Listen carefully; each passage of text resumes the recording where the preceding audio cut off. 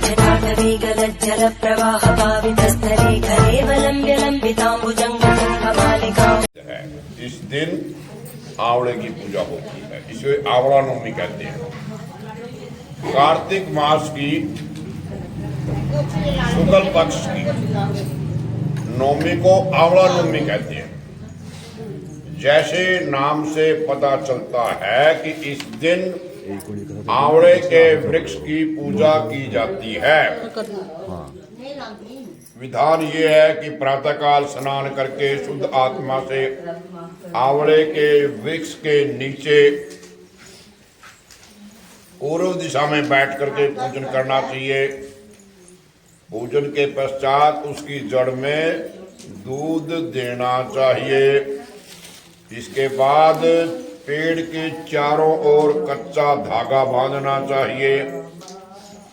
कपूर की बत्ती या शुद्ध घी की बत्ती से आरती करते हुए 108 परिक्रमा करनी चाहिए। इसके बाद पेड़ के नीचे ब्राह्मण को भोजन करा करके दान दक्षिणा देनी चाहिए। पहली कथा, काशी नगरी में एक निसंतान धर्मात्मा था, दानी वैश्य रहता था। एक दिन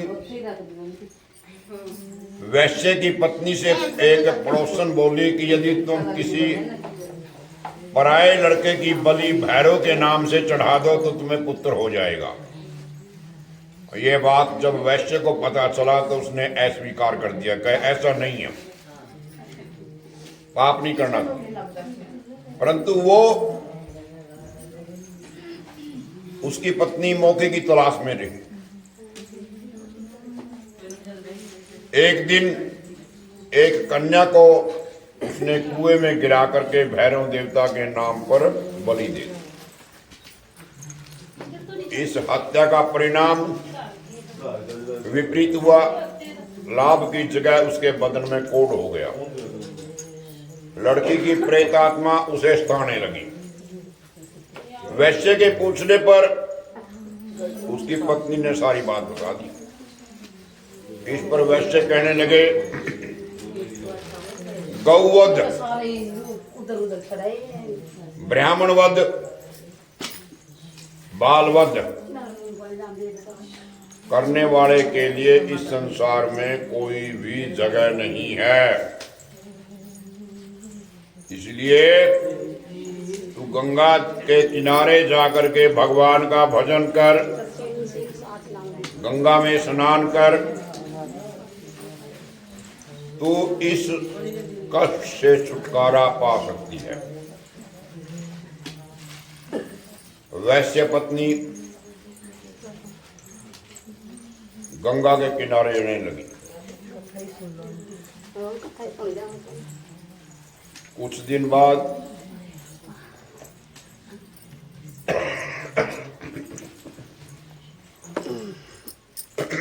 गंगा माता एक बूढ़ी औरत का वेश धारण करके उसके पास आई। बोले, तो मथुरा जाकर के कार्तिक नवमी का व्रत आंवला वृक्ष की परिक्रमा कर, आंवले की 108 परिक्रमा करियो और उसका पूजन कर। ये व्रत करने से तेरा ये कोढ़ भी दूर हो जाएगा। वृद्धा की बात मान करके वैश्य पत्नी ने पति से आज्ञा लेकर के मथुरा जा करके विधि पूर्वक आंवले का व्रत किया।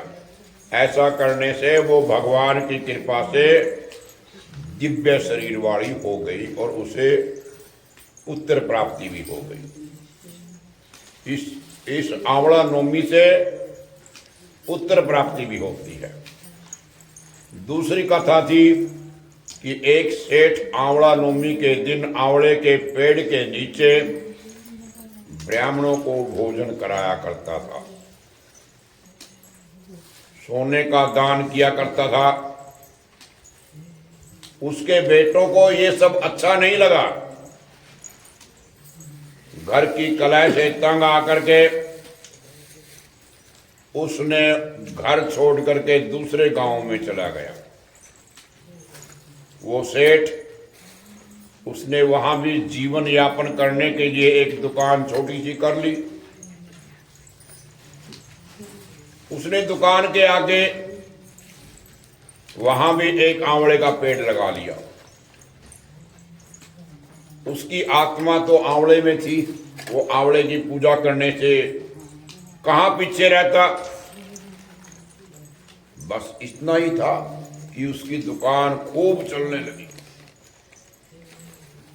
वो यहां भी आंवला नवमी का व्रत करने लगा, ब्राह्मणों को भोजन करा करके दान का नियम जारी रखा। इधर बेटों का कार्य ठप हो गया। अब उनकी समझ में आ गई ये बात कि हम तो पिताजी के भाग्य से रोटी खाते थे। बेटे फिर अपने पिता के पास गए और अपनी गलती स्वीकार कर ली कि हमारी बड़ी गलती थी, हम तो आपके भाग्य से ही खा रहे थे। पिता की आज्ञा के अनुसार वे भी आंवले पेड़ की पूजा करने लगे। जो भी आंवले पेड़ की परिक्रमा करता है, पूजा करता है, उसकी सब मनोकामनाएं पूर्ण होती। उसके यहाँ पहले जैसी खुशहाली हो गई। बोल विष्णु भगवान की जय। परसों डमट्टमट्टमन्निनादमट्टमर्वै